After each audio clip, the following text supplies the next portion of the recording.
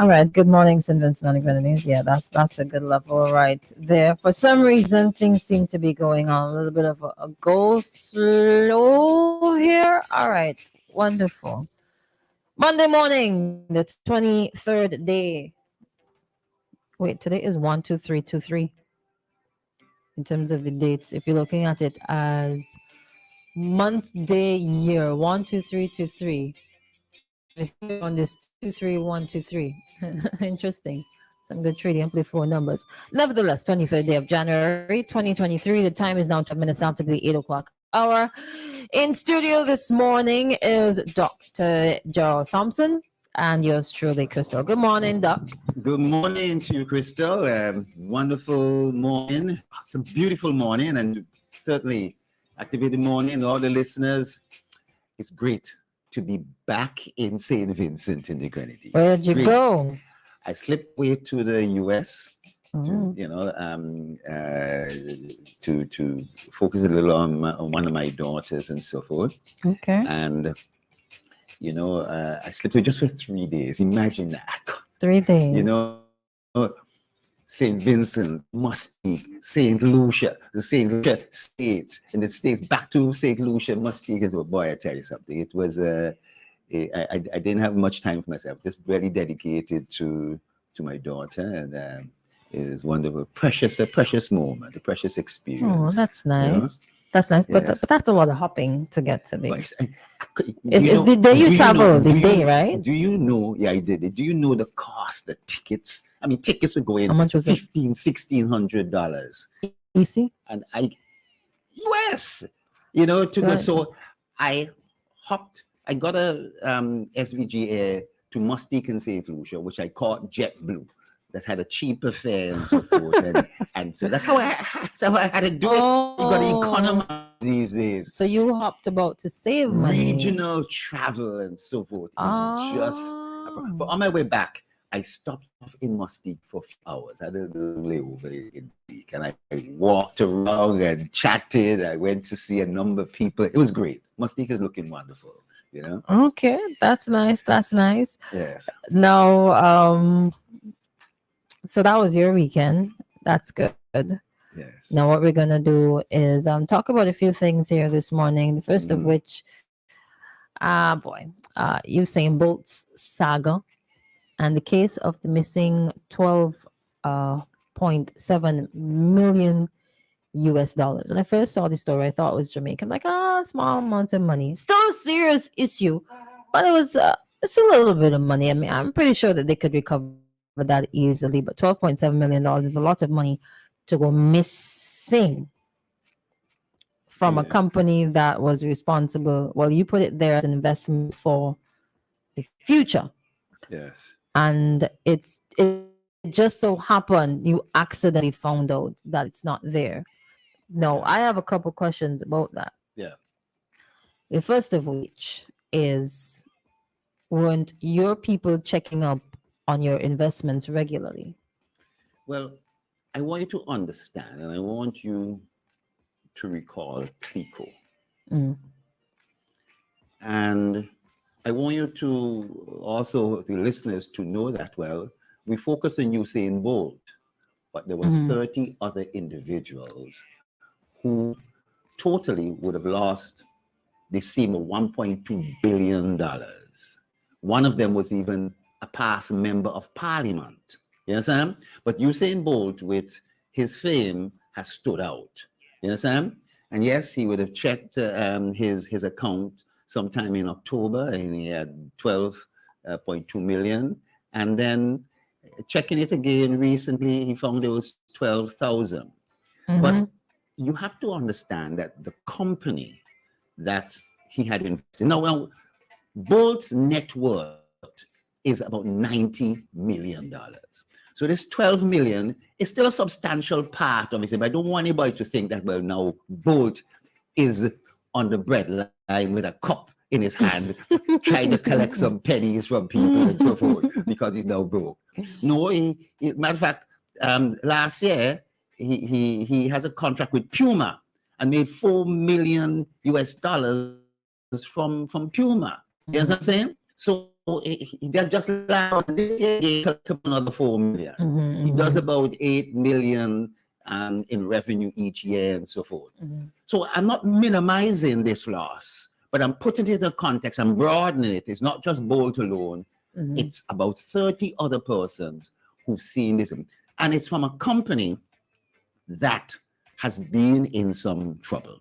It's SSL in it's a Jamaica. company that the Financial Services Commission, which is the regulator for stocks and investment in Jamaica, been watching for a little while. You understand? But they are going to be criticized for not having done much about it. Now, they've now taken over the company. They've now taken over that company that it was having problems. And, you know, sometimes on radio, we don't always want to call the name and so forth. But the company is SSL, you know, and basically this company in 2017 had some trouble. It was printed by the Regulatory Commission that there was a company that had not been reporting their capital gains and investments on time.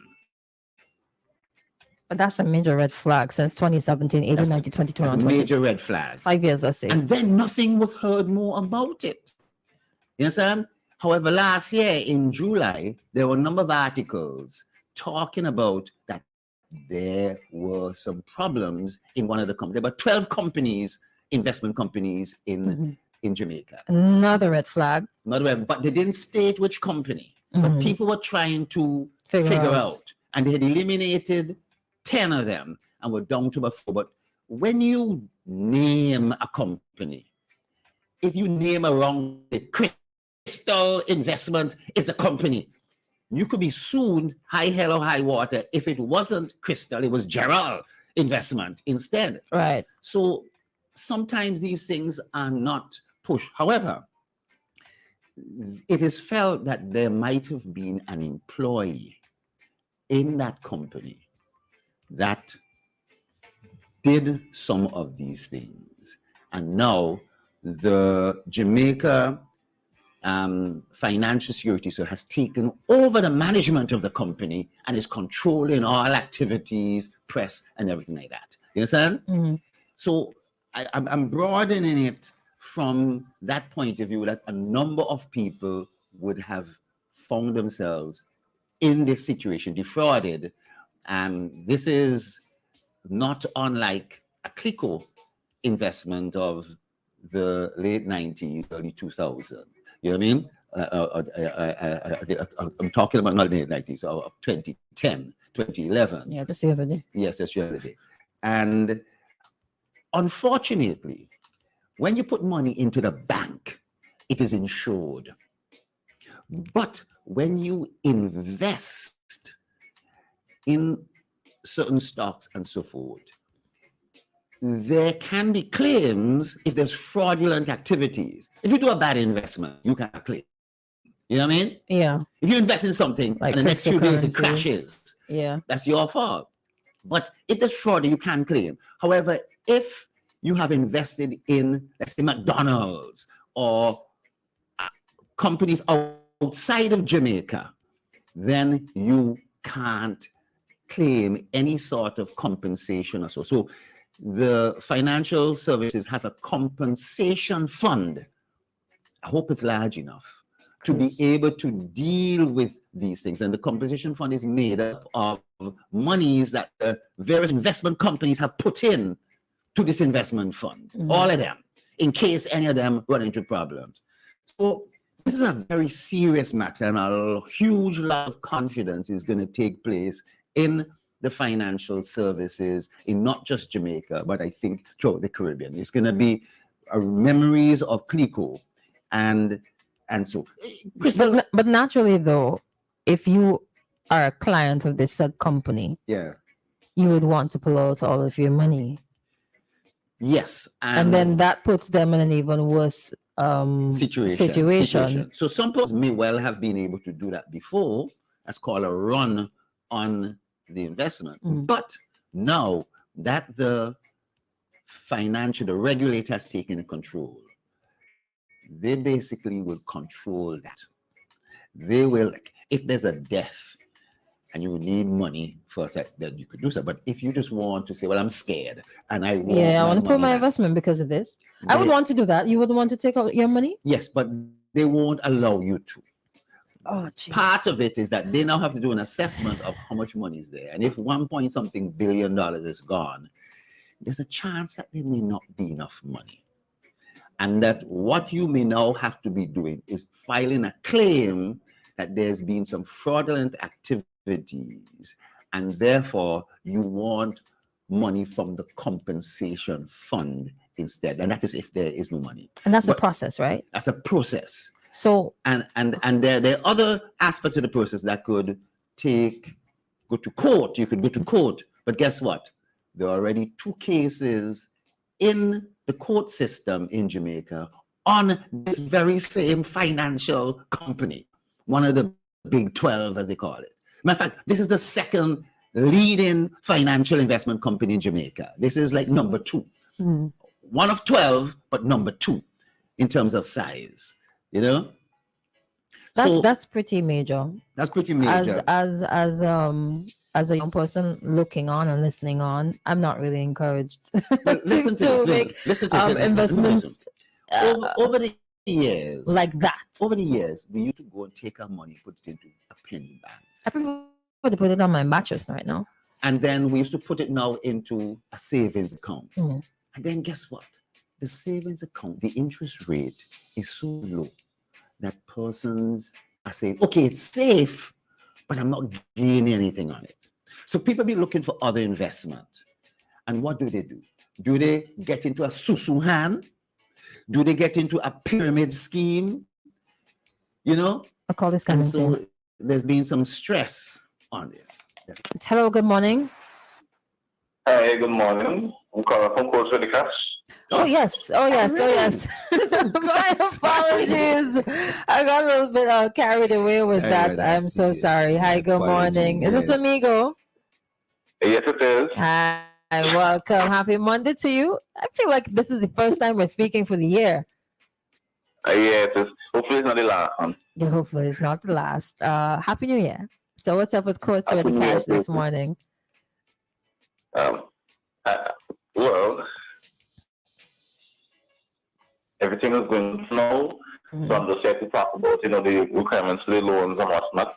To give the viewers, to give the listeners something, know how you go about getting on and how anybody is interested, because the new year started, so might want to have done that you couldn't get done in December, or you spent a little too much in December, have a little money for now, then you can come in and check us out. So it's just to come in and give you the basic requirements.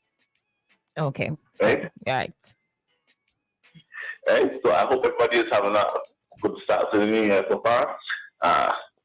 We here at Coach Cash do our best to get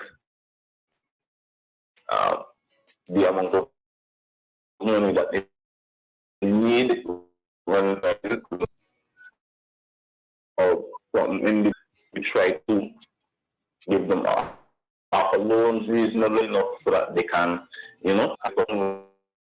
be doing work on your house, your car, anything you have, like food, getting some books or whatnot. So you can come in. If you never credited before, that's all right. If you never took out anything from course before, that's all right. You're still eligible for loan. You don't have to be employed solely with the government, right? So you offer loans to people from all over the place, whether you are retired or you receive money from overseas. If you never credited, you just walk in with 2 pieces of identification, right? So that could be an ID and driver's license, ID and passport and driver's license. We accept police IDs, accept farmers IDs.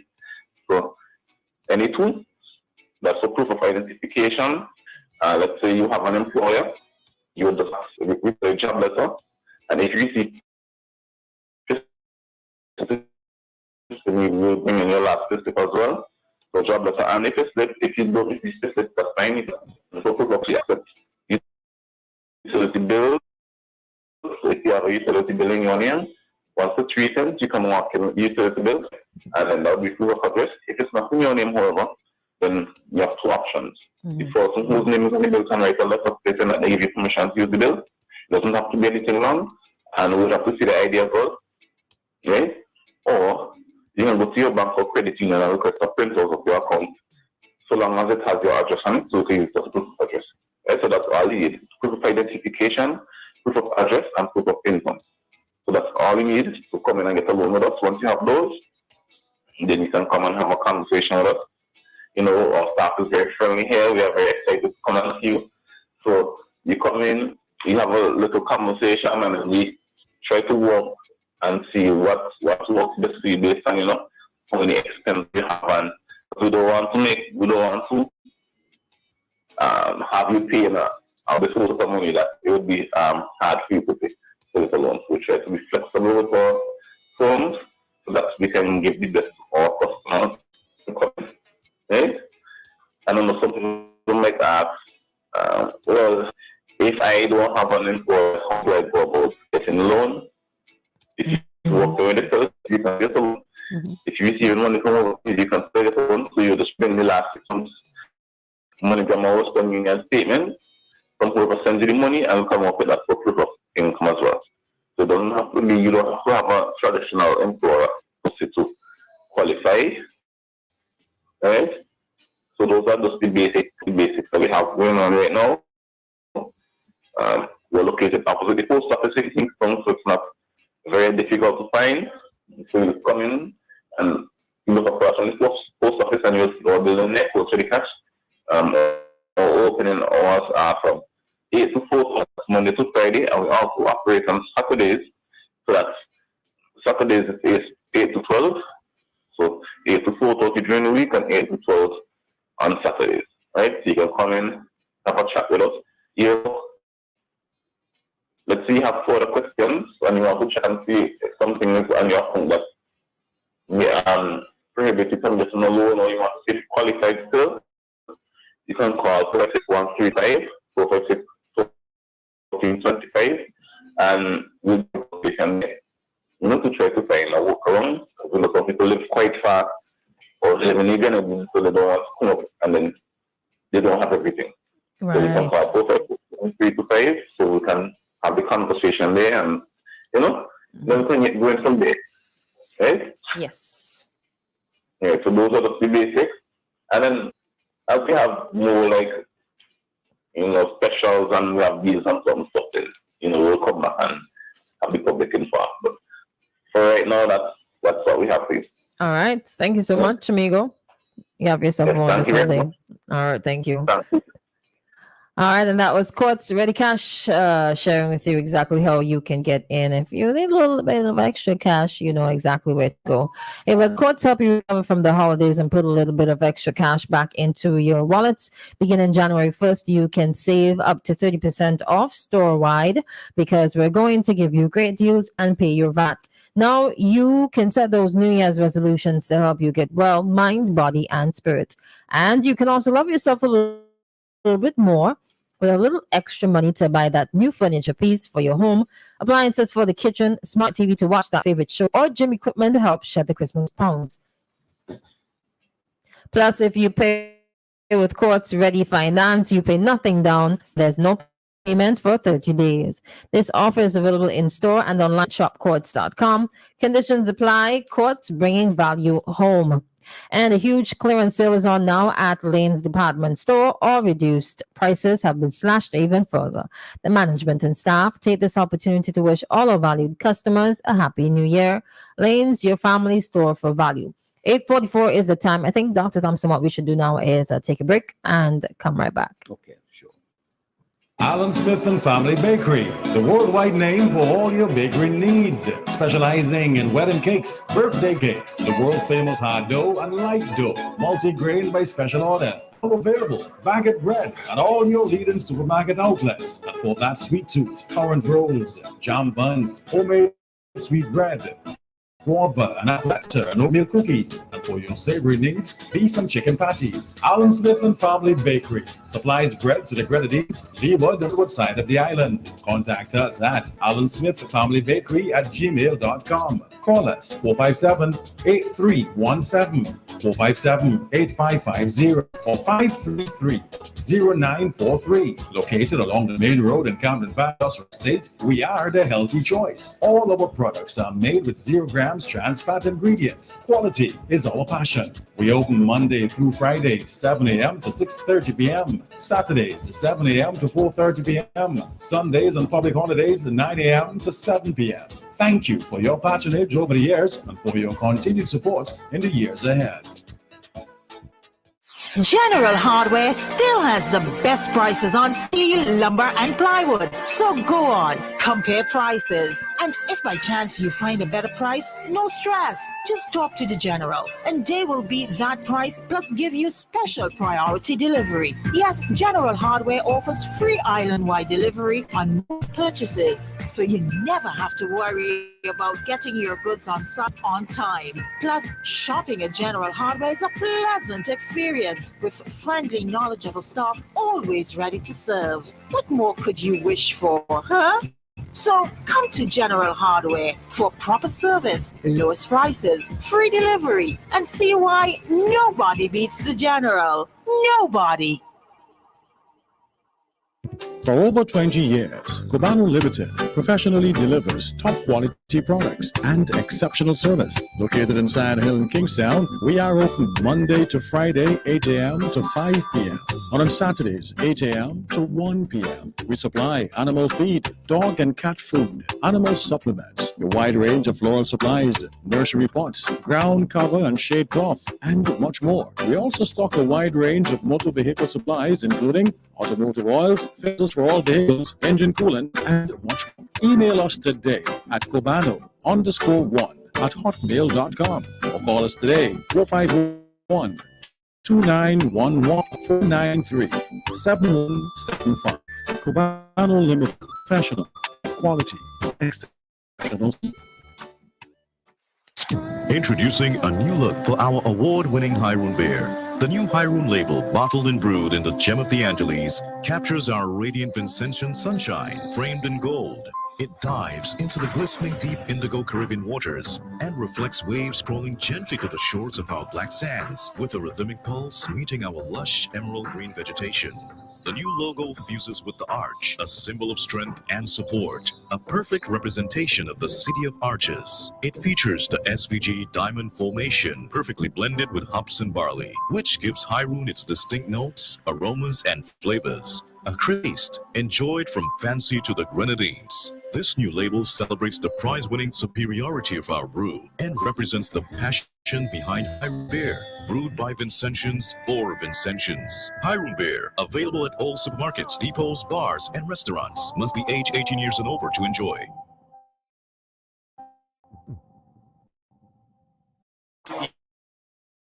EFM 99.9.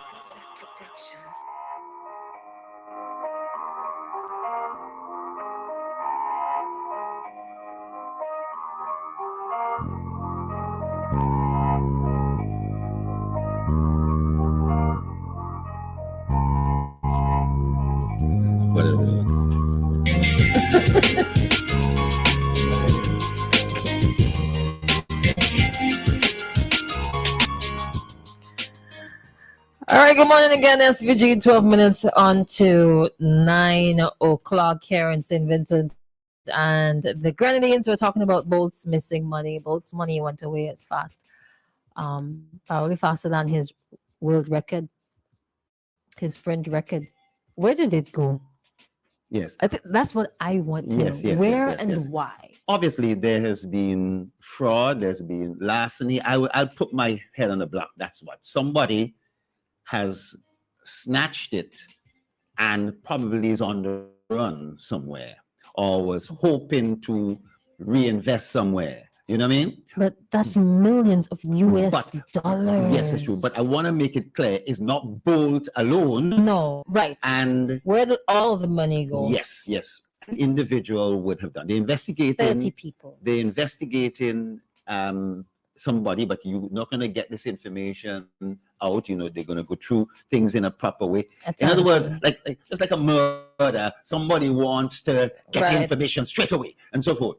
But these things, and I want to, I mean, we missed that call, but I want to give some tips on what to do in relation to investments. Some quick tips, you know, for those people who are, and I want to make the case that the alternative is to keep the money under your mattress. Okay, go ahead. That's the best thing. Keep it on the mattress. Hello, good morning. Good morning, Chris. Hi, how are you? I'm fine. Dr. T. Hi, how are you there? Pleasant good morning to you, Mr. Hard. Morning to you too, sir. Yes. I know the subject this morning is about investments. Yes. I hope that they didn't get any much of yours. But of course, it's a visit. Well, But I call you Doc because I want to segue a little bit, and then you could go back to your okay, all right. Go your ahead. topic. Yeah. And the question I'm asking you is a medical question. Okay. If somebody breathing through their nose, Yes. and then during certain times they're speaking, and they start to breathe through the mouth, and when they stop speak, you hear like they're catching for breath. Is any you can read anything into that? Yes. Well, do you know that women are typically nose breathers, whereas men are more mouth breathers? And there's a lot of crossover. But yes, you know, if somebody is definitely showing evidence of shortness of breath, then you could look at their age. You could look at if they have some sort of infection in their lungs, such as pneumonia or bronchitis. Are they coughing at the same time? All those sort of things. But if they have lived overseas and they lived in one of these high polluted states, California, the UK, China. if they lived in China, if they lived in New York, and they could have been picking up all kind of fumes and other particles in their lungs, which has now started to cause something called emphysema or COPD or even a thing like that.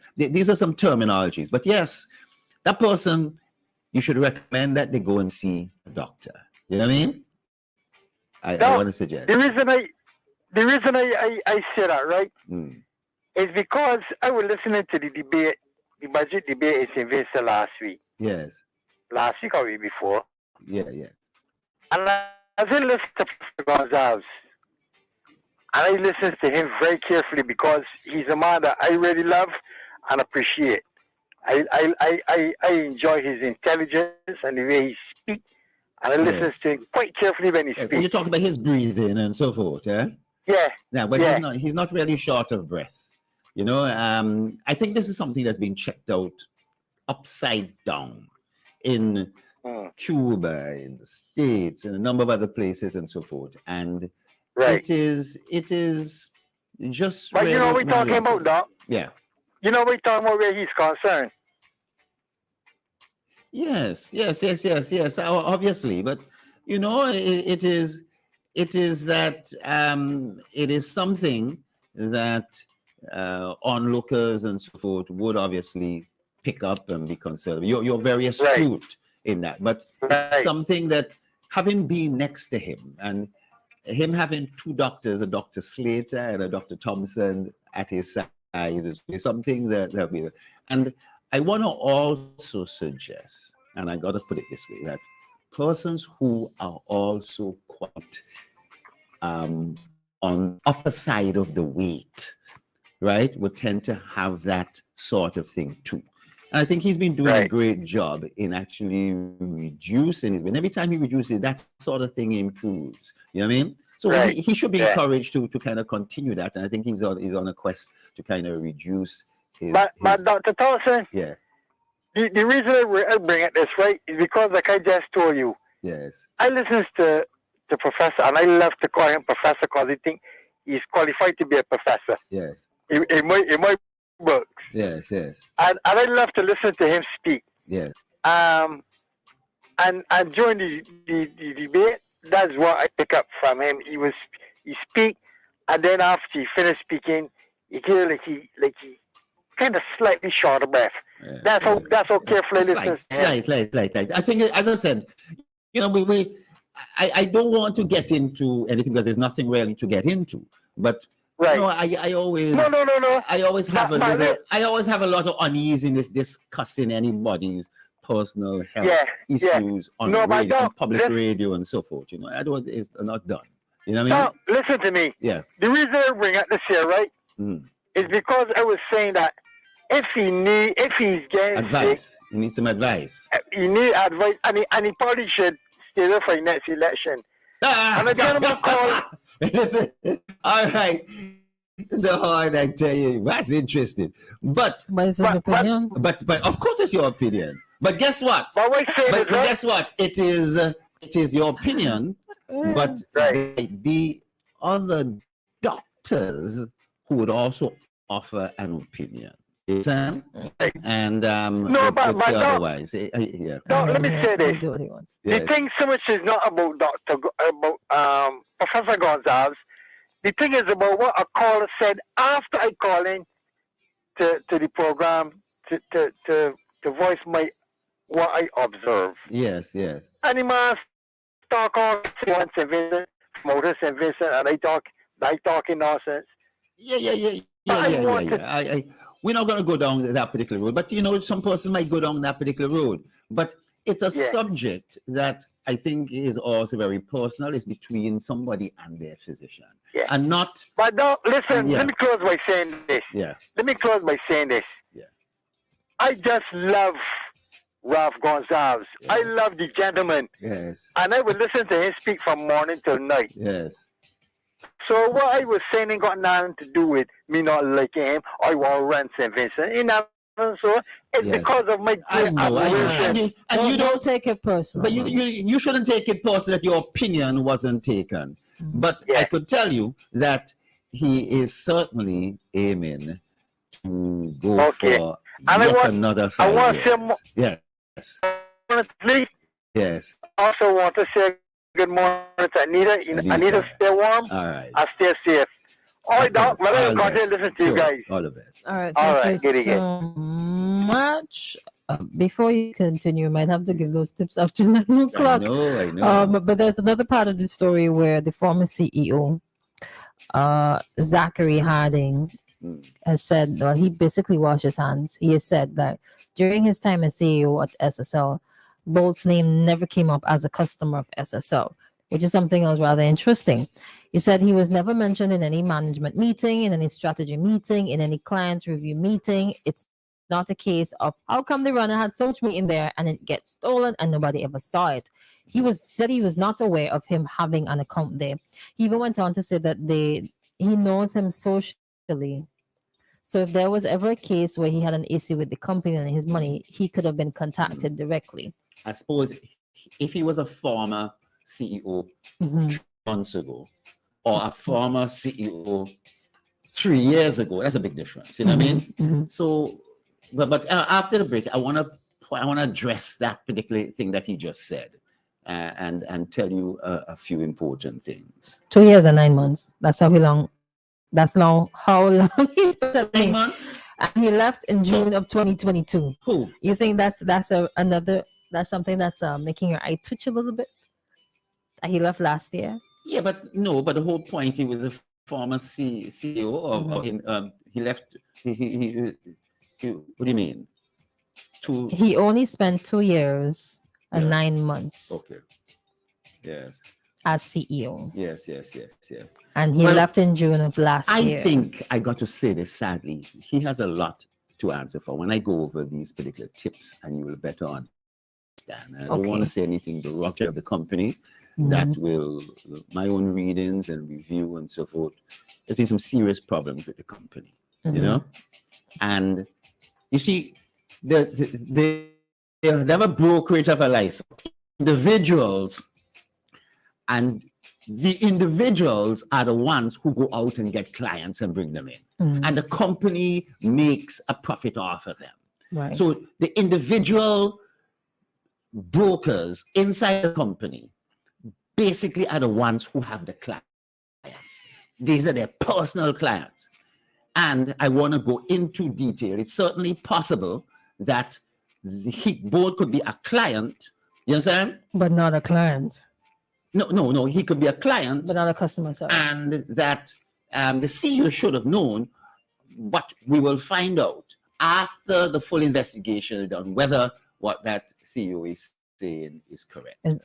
Okay. What the CEO should have said is that, what about the other 29 individuals who have money missing? Did he know any of them? Just not knowing Bolt was there, but the former politician and this businessman and that businessman and this person who had a pension. Because of Bolt's status and his popularity, and he's well known internationally, and he's been making the head of this story. Yes. It's only inside the article. Some articles you would see the 30 others. He's among 30 rather. Yes. I guess that's why he probably said or spoke about Bolt specifically. Yes, yes. His Because statement. he's the one that said right, January right. 27th is your deadline. The attention basically is certainly coming up, but he's just left, and the regulators taking over the company a few weeks after he's left. You understand? Something is seriously wrong with that CEO statement. I want to put it that way. Okay. Let me keep it in straight so that the lawyers of WeFM don't get a ring or call something. All right. So 9:01, we're going to take a break. We're going to bring to you the ECCB bank rates for today, Monday, January 23rd. All right. And it's brought to you compliments Bank of St. Vincent and the Grenadines. Brick by brick, piece by piece, building with technology, helping wealth increase, starting small, building the future, doing more every day, doing more together. The bank we count on, BOSVG. Our one bank together, we're strong. Our nation's bank, standing long and proud. One bank, one voice, sing it loud. BOSVG. Hey, building our future. BOSVG. Doing more together. BOSVG. Doing more together.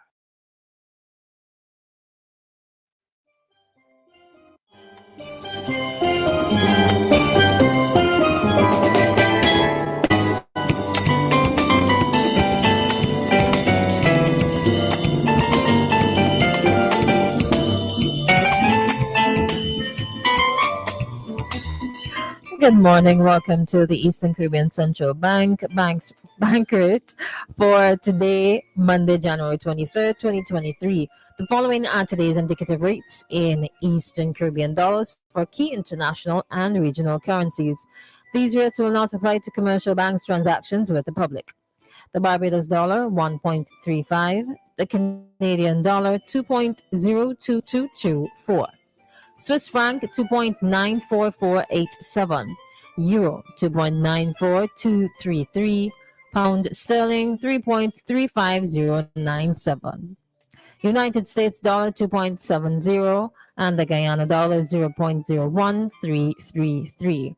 Thank you so much for listening, and thanks to the Bank of St. Vincent and the Grenadines for sponsoring. Brick by brick, piece by piece, building with technology, helping wealth increase, starting small, building the future, doing more every day, doing more together. The bank we count on, BOSVG. Our one bank together strong. Our our nation's bank, standing long and proud. One bank, one voice, singing loud. BOSVG. Hey, building our future. Doing more together. OSBG, doing more together. Thinking of winning the lotto jackpot? Well, there is an easy way. Combo Play. Choose 4 numbers from 1 to 36. That's a combo 4 at a cost of $64. Match any 4 of the 5 numbers and win the lotto jackpot. There's Combo 6, where you purchase 6 numbers for only $12. Match any 5 of the 6 lotto numbers and hit the jackpot. How about Combo 7? That's a purchase of 7 lotto numbers for $42. Match any 5 of the 7 numbers and you will win the jackpot. There are also Combo 3, Combo 8, and Combo 9 lotto plays. Visit the NLA headquarters in Pauls Avenue or WhatsApp 495-6886 for more details. Lotto. Have to be in it to win it.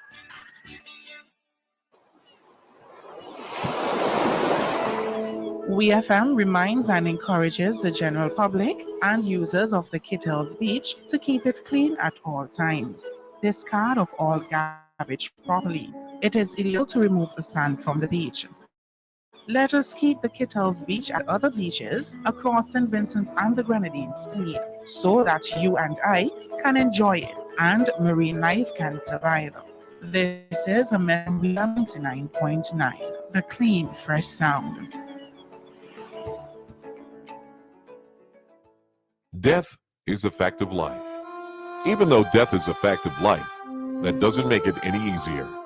When dealing with the loss of a loved one, you may try to be strong, but it's really hard sometimes. But that's just when the experience of the staff at New Haven Funeral Home can demonstrate their compassion and help to guide your family through the difficult time. So in your time with us, call the New Haven Funeral Home at 457-1830 or 458-1467 or email newhavenfuneralhome@gmail.com. New Haven Funeral Home, SVG's preferred funeral home.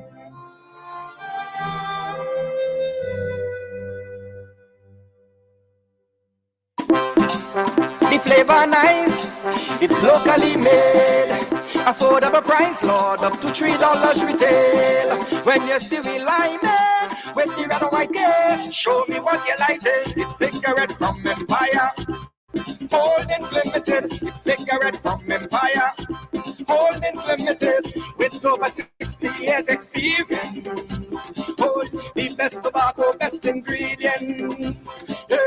This is your boy Lou to say, support local, buy your cigarettes from Empire Holdings Limited. 10 cigarettes in a pack for up to $3 retail. Remember, smoking is not for minors. People's Pharmacy, for all your pharmaceutical, skin and body care needs. Located on Grenville Street in Kingstown. They open 8 a.m. to 8 p.m. Monday to Saturday. Call them today, 784-170. People's Pharmacy also stock vitamins and supplements, personal care, toiletries, children and adult families, much more. And of course, get your prescriptions filled by a friendly and professional pharmacist. People's Pharmacy. Come in today and let us serve you. How we live? Hybrid life, living on the hybrid life. What you feeling? Hybrid life, living on the hybrid life. End of on time, we know watch phone bill. That's when the contract is a sure thing. How we live for a planet? Hybrid. If you don't know about it, then they better slide in. How we live? Hybrid life, living on the hybrid life. What you feeling? Hybrid life, living on the hybrid life. Jump in at the hybrid life, living on the hybrid life. What you feeling? Hybrid life, living on the hybrid life. With both new hybrid plan, postpaid and prepaid come together as one with no overages, no contract, no deposit, and no catch. Hybrid. Bundle up now and get 50 gigabytes of data and 2,000 anywhere minutes for only $55 per month. Plus a discounted smartphone. You see the new phone plan that Flow made? You could turn postpaid to prepaid. 99.9, the heart and soul of St. Vincent and the Grenadines. WeFM is SVG.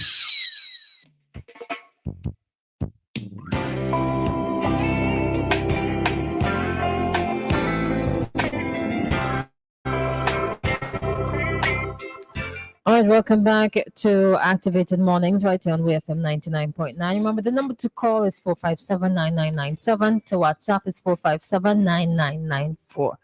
So let's continue. By the way, Dr. Gerald Thompson in studios and yours truly, Crystal. So we're talking about the case of the missing money. Yes.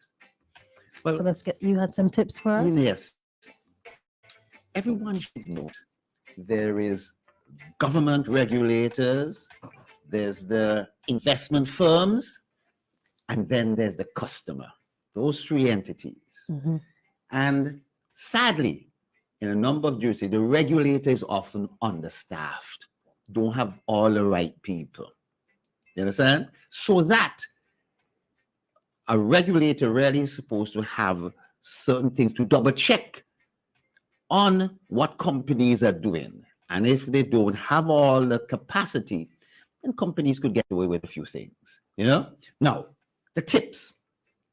First of all, if you're looking to get into investment, and not if you're looking to put a little bit of $200 in the bank or $2,000 in the bank. I'm talking about if you have gotten a big gratuity, somebody's left you some money, you win some lotto, something like that. And what you're going to do, you're going to be approached by many people come say, boy, invest, put it in here, put it in there, do this, do that, buy this land or do it, what, or lend me, give me, I'll fix you up. You know? But if you're going to invest, you have to check out the companies and make sure these companies are properly registered with a regulator. So you'll be able to check their ways of going online and checking these things, or even checking the regulator. You know, you have to ask, you know, you have to ask this. Then secondly, are there statements being sent to you at least every quarter? Better yet, every month on what is happening with the company itself, statements on the company being filed. Then, do you have access to your account? Of course, Bolt did. He checked in October and he checked again. So he had access to account. When somebody asked, he didn't know really the Bolt had an account. Somehow or the other, he had an account that he was able to check his own account online. So that sounds very, very strange, isn't it? That the CEO didn't know. Now, if you're going through a private broker, this is where the thing is, as opposed to you've called a company and they've assigned you to a general person. If you have a friend who is in the company and he's a private broker and you've gone in and so forth, then that's where sometimes some of the problems start. Check the company to see if they have knowledge of it. Yes, let's take the call. Hello, good morning. Morning. How are you doing? I'm all right. How are you? A lot of rain. Rain. Yes. Yes, so that little island hopping that you did, I've been many other times, even worse than that before. The little hopping that you did, the island hopping. I remember 5 years. This is the worst I ever heard. Yeah. She was going from Tobago to St. Kitts box in there. She had to go to St. Kitts, leaving 9 in the morning and reach the St. Kitts 8 p.m. hours. Yes. At one time I was going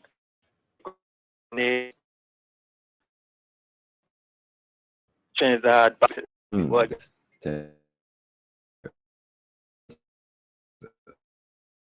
so, you know, it's, you know, yes. That's the thing we expect, yeah. Huh?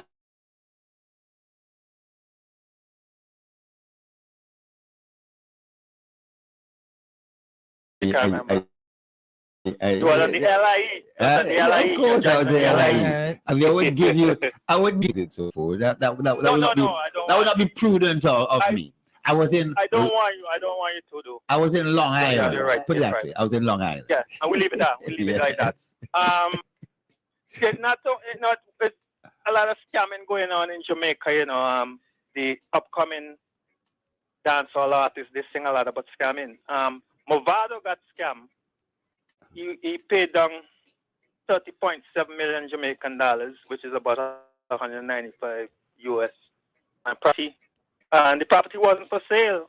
The guy who's have the property said that this property is not for sale. So I can't scam him out of that money. Marcia Griffith also got scammed because she was gonna buy a property for $500,000 US, and the company in Jamaica said they will lend her $500,000, but she had to pay stamp duty of 30,000 US first. It was a con job. So. Oh dear, that's a lot of terrible. that going on in Jamaica. Jamaica is a special place, you know. Well, I tell you, a lot of this is going on in and around the world, and that's why I'm saying people have to be a little more wise. Even if it is somebody who's a friend or somebody you know, that person could be in some serious trouble. And when Bernie Madoff, in the last transaction he did, with some of his closest friends, but he had to raise money. So he was raising money from them, hoping he would get through, maybe pay it back somehow. You know what I mean? So there are a lot of things that people have to be aware of. You have to be a bit more investment wise, because you know anybody could come into a little bit of money, a little 20,000, 100,000. You could sell a piece of land that was in the right location. Crystal, you have some land somewhere, you know, that you could. I wish. I said, yeah. But you know, it is something that people have to be wise about and ask questions and not rush into things. You know. Sometimes you ask the I questions think and you get the answers that you're looking for, though. And sometimes the people are, I think they're greedy. Sometimes they're really greedy because it's greed. It's $10 million. If he been snipe off a little. Yes. She is a she. Yeah, she's snipe off a little inside a big amount one time. She might be able to get away with it over a period of time. You want to hit big one time. You know something? It is said, don't put all your eggs in one basket. Don't go and take all your money and put it into one particular facility. They also say that, you know, when it comes to investment, I know many people may not understand the concepts of investment on the stock market or securities exchange or buying bonds and all this kind of stuff because they may not be into that particular realm. But they would tend to give you a higher interest rate, or you are dependent on the company you've invested in doing well that year and giving you dividends and giving you some sort of bigger profit than if you had left it in the bank. So there's always going to be investment because put it in the bank may be safe, but isn't giving you the yield you don't get want. nothing. So it boils down to greed. Well, it isn't greed because this is also an industry. The financial industry is an industry. Greed on whose part, Crystal? The investor, the investor's part. You want maximum return, and it looks all nice and dandy. No. And then two toots down the look, all your money gone. No, it isn't greed. It isn't greed. There are far more people who have done the right steps and invested. They bought shares of a company when it started up. They took a chance. There's some risk. You understand? Right. Let me take a little risk with the bank or my mattress. Yes. No, don't take the mattress. And don't stuff it in a pillow. You know, you break up with your friend, you find the mattress cut up and so forth. You know what I mean? Or thieves' brain. It's one of the first places they look, you know, because they think that's what you're something. Or a bad piece of land or something. At least you know the land ain't moving.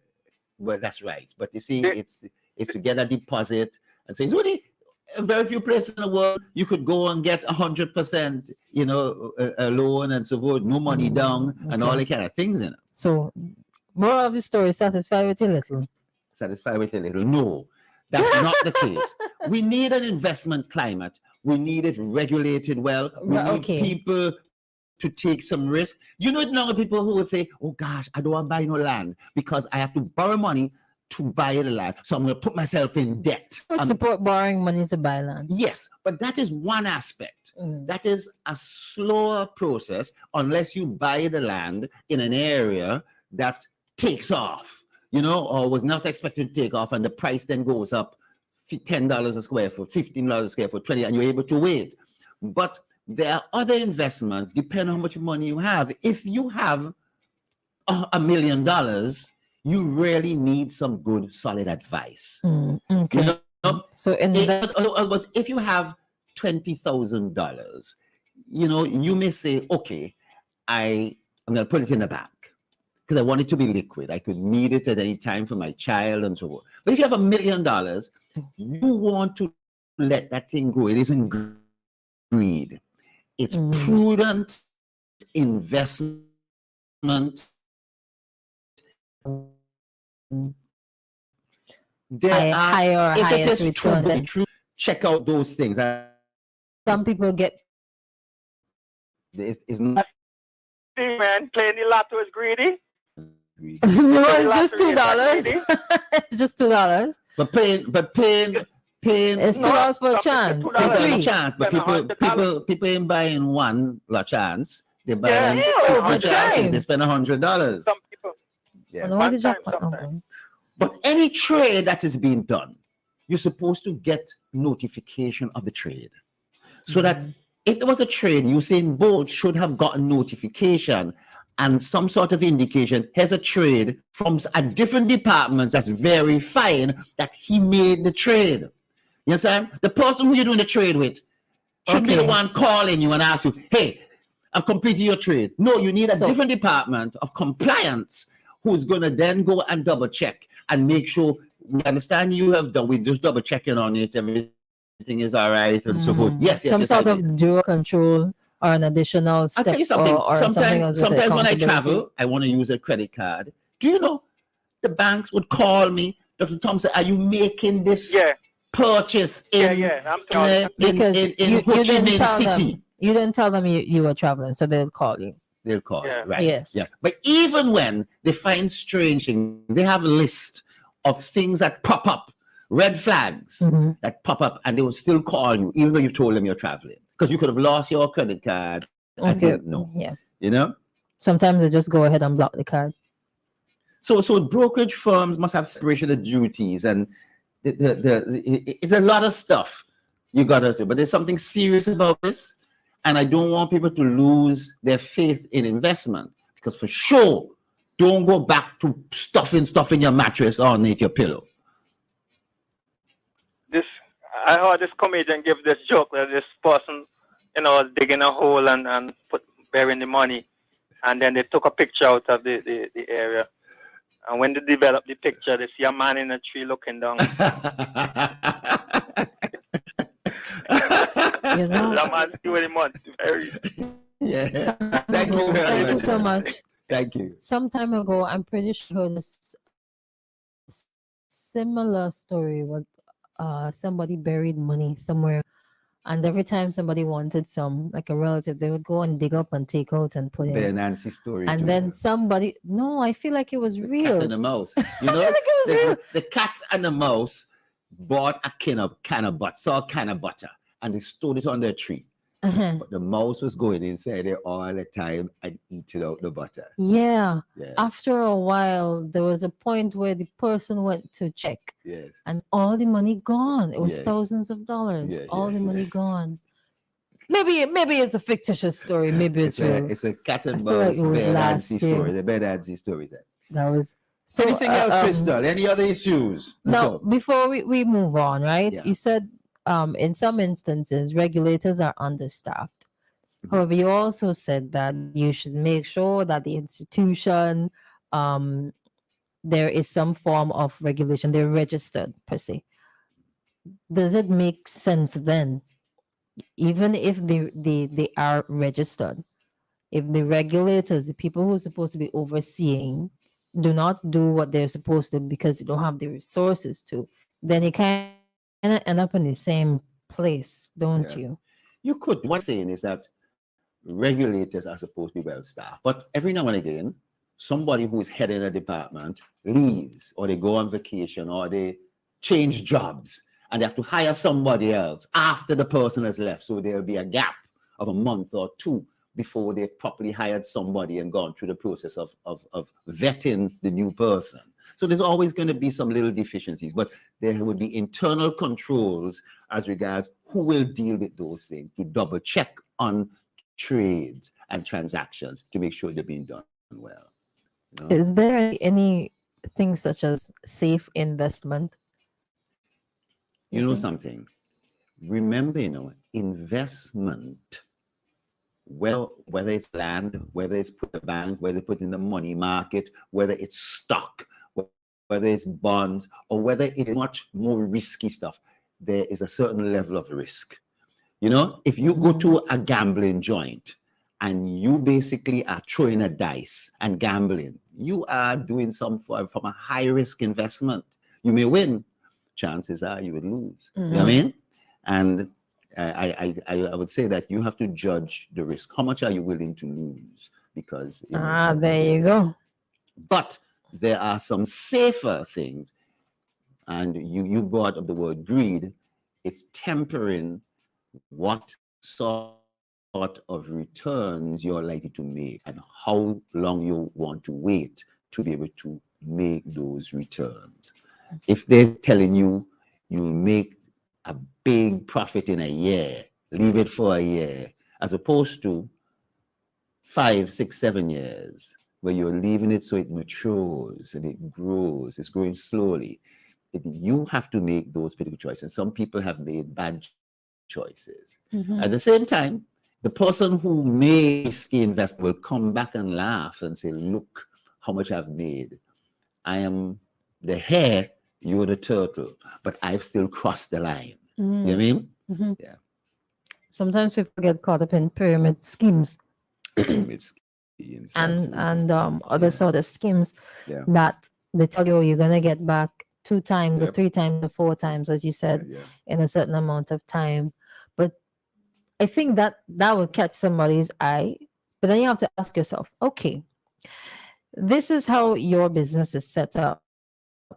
Where is the money coming from to pay me back X-fold? Some people don't know, they don't want to know. And as I said, whether it's tied, I don't think it's tied in with greed. I think that there are people who could sell you a Brooklyn Bridge. There are people who could sell you the Argyle International Airport and say, CHRISTAL, I want you buy the Argyle International Airport. All you got to come up with is just a few dollars. Give me and you own it. The government can't pay for it, you will own it. Just fix it. And they could talk and sweet mouth you and sell the idea.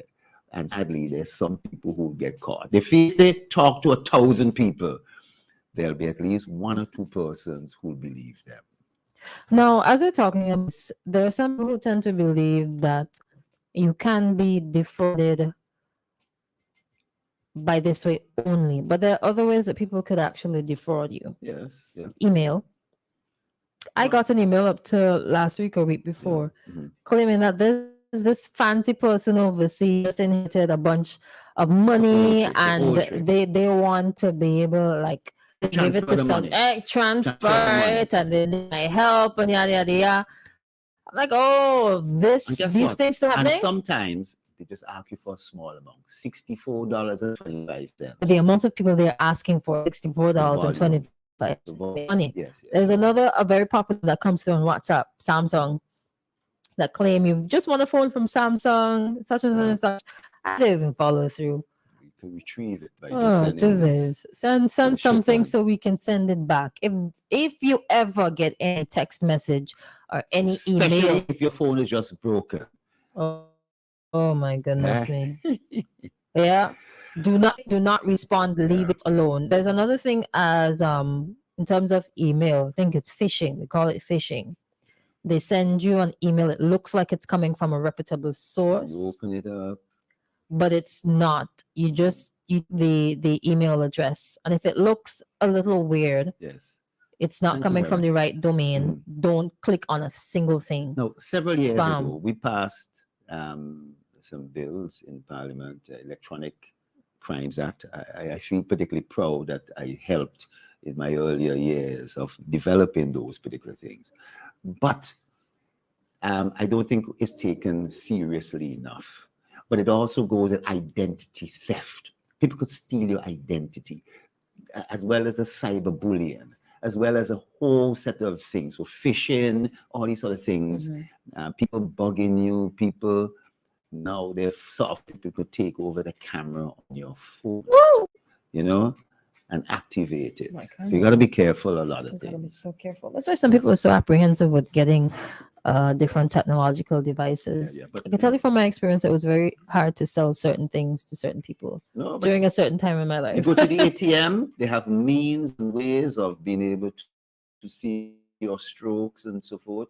And they could get your thing, and somehow if they get your card or reproduce your card, they could actually go and withdraw money from your bank account over the next couple of days. 1,000, 2,000 here, 2,000 there, and so forth. Yeah, be very careful. Be very, very careful out there. And of course, as usual, educate yourself.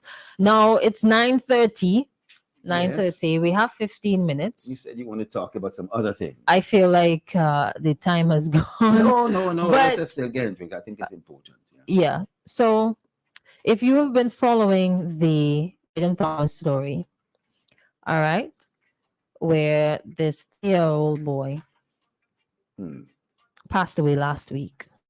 Yeah. Once again, condolences to the family. Absolutely. A little, just a brief backstory again for those of you who are just catching up. Now, mom's name is Nadine Davis. She's from Richmond Park, SVG, and the boy is Redon Thomas Davis. All right. So she shared the journey online. It's on the GoFundMe link. It's also in several news articles and radio interviews. Now, it says here, this is the journey of how my baby's diagnoses are battling severe microscopic anemia, sickle cell disease, bronchial asthma, and can't pronounce this very long word, so you will help me here, ITP. All right. There's a photograph of the hospital discharge letter, which lists all of those things.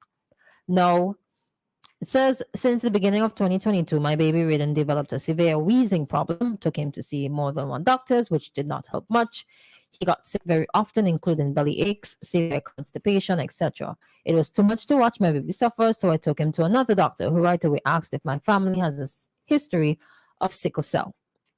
She said no, but then they were referred to the MCMH. On the 29th of June last year, he was admitted to the hospital. She was concerned, but she thought that it was most likely something that diagnosed and treated.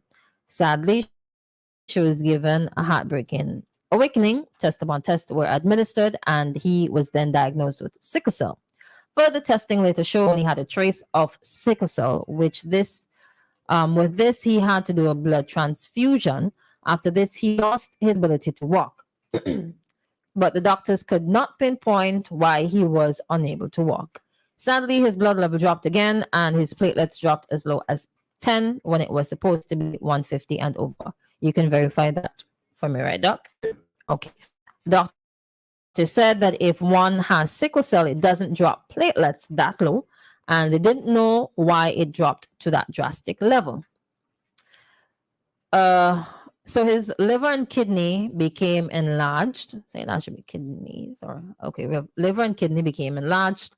So he had to do a platelets transfusion. Then we were discharged.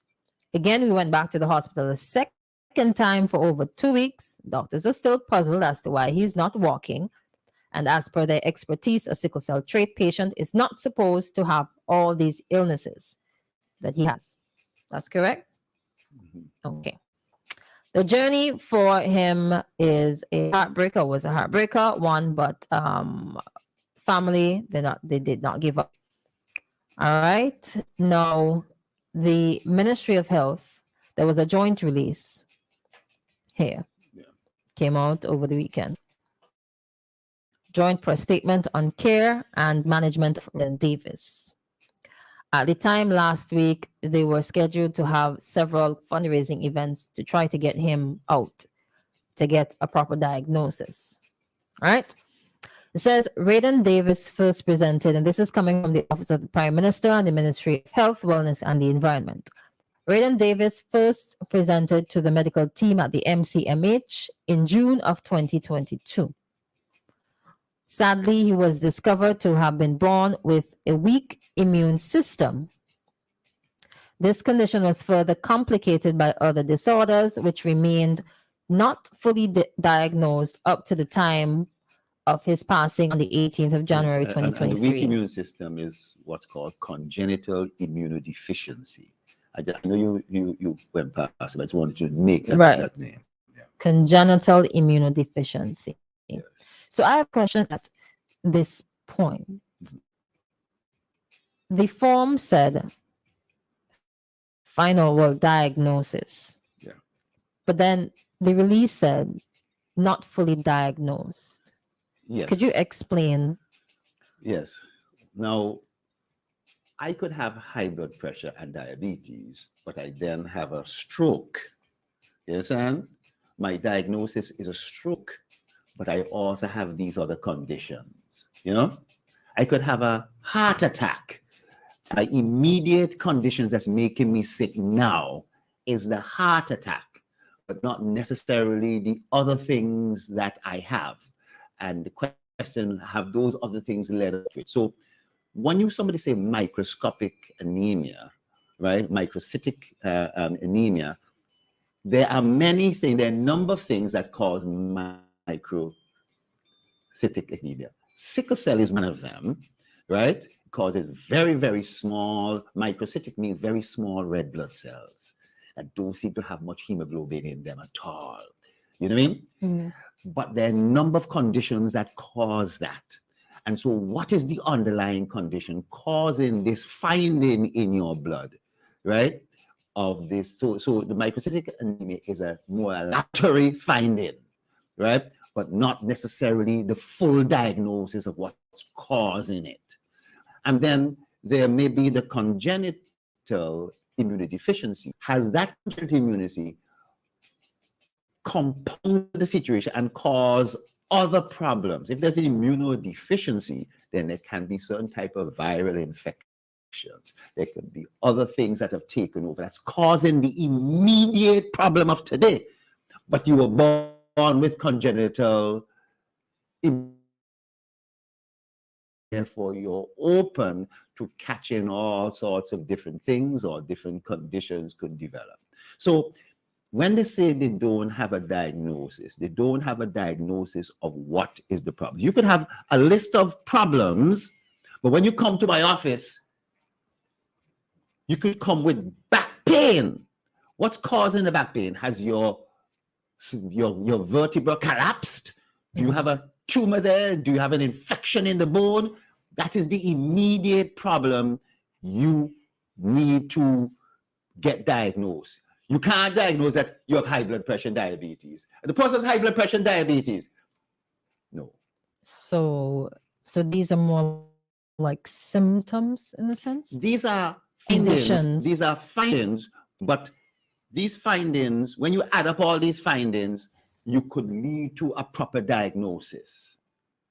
But they weren't able to fully find out what really is causing this person, this young person, not to be able to walk, to be sick at that time, you know, in the month of December, as opposed to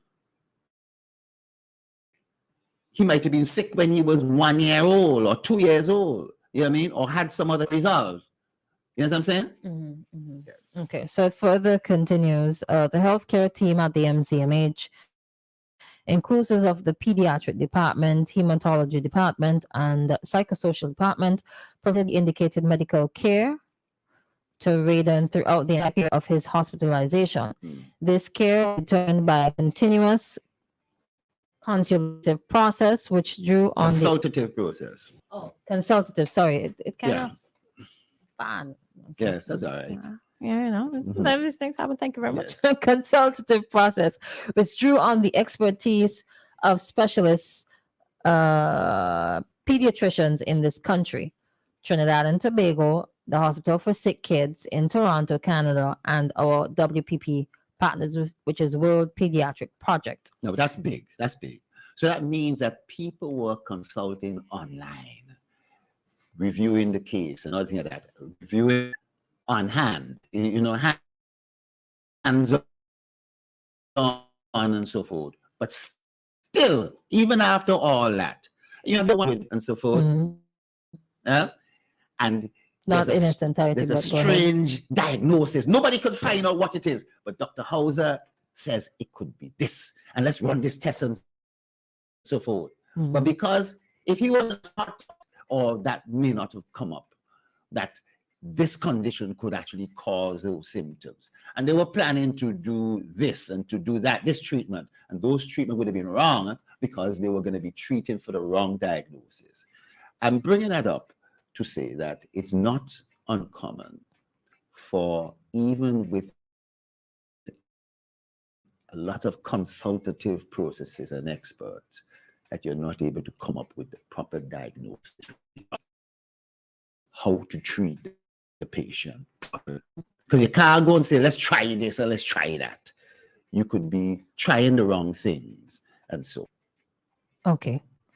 I have been seeing quite a bit of comments and hearing some responses as well about this particular case. Yes, yeah. One of the questions that came about was, why treat for certain conditions if you don't know what is wrong? That's right. Why treat for certain conditions if you don't know it's wrong? But you already know if you have a low platelet count. Therefore, the treatment for that is to give platelets to beef it back up. If your platelets are too low, as well low, a cut, anything could make that person bleed and bleed to death. You understand? So you need to transfuse platelets to bring the platelet count up. So you would treat the things you can treat, but you may not be able to treat what is causing that platelets to drop in the first place. In other words, you're correcting the low platelet count, but what caused the platelet count to drop? What caused the person to not be able to walk, the young child not be able to walk? That may have remained unknown. And therefore, they couldn't go and try anything. Give aspirin, give Tylenol, give this or what, because those might be the wrong treatments. Some people seem to think that that reflects a level of incompetency. No. I tell you, when I practiced in the United States, I received a substantial amount of persons from the Caribbean who came up for medical treatment. And there were cases what was wrong. Some of those persons, I got to say this, they didn't come up saying they had an illness. Because if you say you have an illness, there's a procedure. You got to go to the embassy. You got to show you have money. There has to be a doctor to receive you and a whole set of complications. But some people would come up and just go to an emergency room and get the medical treatment there. And America is a place that if you appear in the emergency room, they have to treat you. You know what I mean? So no, it doesn't suggest any incompetence at all. It just suggests that they were not able to come up with a diagnosis as regards what was wrong. And in our society, a young child like this who dies, there will be claims. I would have thought they would say, well, the healthcare system isn't advanced enough to know. We should be able to diagnose it. But that was said too. Yeah, but that may be true. And that's why they would have sought treatment in Trinidad or in other countries. But the patient may well have been unstable. And the patient not knowing the diagnosis. If I'm a doctor in America and I'm going to receive a patient, I want to know what is the likely diagnosis. Tell the hospital that I'm expecting this patient. I can inform anesthesia, I can inform this, I can inform that, I can get everybody together as a team, ready and waiting to receive the patient. As opposed to transfer of the legal issues, such as the patient comes in and we watch the patient dies. You know, it could be said that you should have known what was wrong before the patient or have an idea what was wrong. And I think that this is one of those situations where they would not have known exactly what was wrong. Should they have known? I can tell you, no, they just may not have known. And they have indicated they did not know in this young child what was really wrong. I mean, let me try to squeeze in quickly a little bit more from the release. In an attempt to have the patient transferred to a hospital overseas, MCMH personnel requested support from the office of the PM. Immediately, authorization was given for payment for a private charter to facilitate air transfer to KNT. This was pursued. Contact was made with an airline, and arrangements were made for a doctor to accompany and provide support to Raiden during the flight, and also for other forms of support to his mother for her stay in Trinidad and Tobago. However, these plans were placed on hold at the request of the Trinidadian medical authorities, who had initially agreed to accept him as a patient. Efforts continued to secure confirmation from overseas medical specialists of their willingness to accept the child as a patient in order to facilitate his transfer to a medical facility outside of SVG. These included formal requests in writing from the Office of Chief Medical Officer to several regional health systems. Unfortunately, this confirmation was not forthcoming, and up to the time of his passing, no overseas medical team had committed to accepting Raiden as a patient.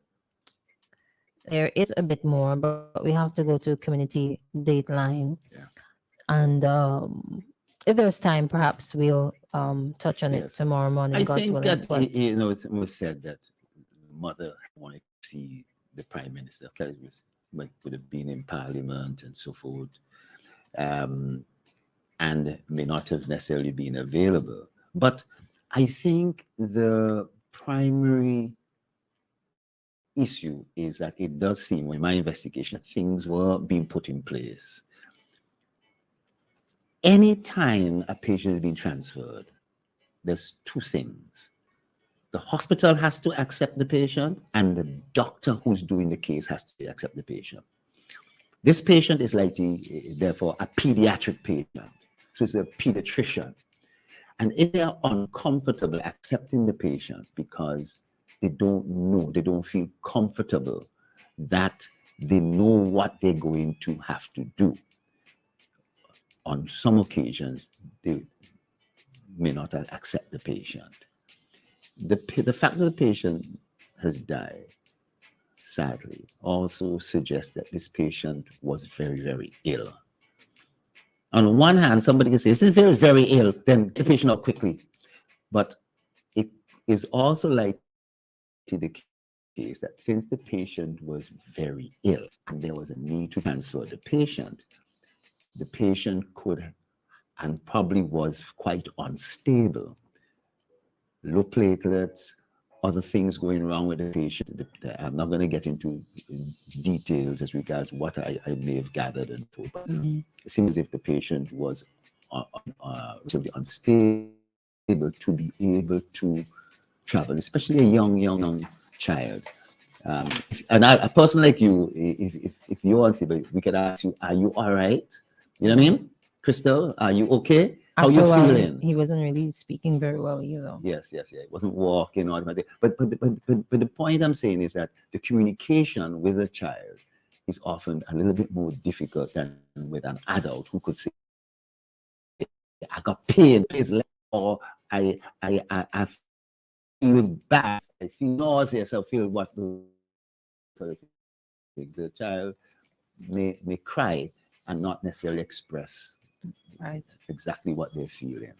So very unfortunate, very, very sad case. And I understand people's sentiments. We always angst when a young baby dies. And the mother, she's also going to second guess a lot of things, in terms of what is said to her, by whom, and so forth. And it's a great loss to her. I think every ounce of support has to be given to the mother, because, there's going to be other feelings that really go through. And I know the pediatrics department in St. Vincent is an excellent world standard pediatric department, but not able to do everything. And transfers, it's unfortunate that there wasn't the ability to transfer. All I've right. taken up all the time. It's time to wrap it up. I wanted to talk about the other thing you talked about, the police shooting. I talked about schizophrenia. Yeah. And Do you want to stick up on that one for next week, Monday? well, if it's we will find out, get more information, the truth. Yeah, we'll do that. Yeah, we'll because do that. there are so many things that you could go and speak about concerning that. All right, so next week, Monday, God's willing, we'll do that. All the best. All right, Pleasant take good care. morning, everybody. All right, have a good one. All right, and we're gonna head straight into Community Dateline. Thank you so much for listening and joining us this morning.